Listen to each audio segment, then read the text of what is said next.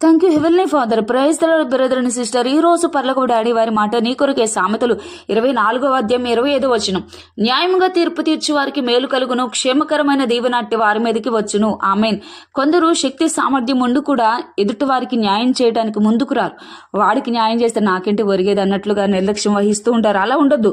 సామెతలు 17:15 ఏముందంటే, దుష్టులు నిర్దోషులను తీర్పు తీర్చుట, నీతిమంతులు దోషులను తీర్పు తీర్చుట, వీరిద్దరూ కూడా యెహోవాకు అసహ్యులట. మనుషులు నిన్ను అసహించుకున్నా పర్లేదు, కానీ నిజదేవుడు నిన్ను అసహించుకుంటే నీ స్థితి ఎలా ఉంటుందో ఒక్కసారి ఆలోచన చేయి.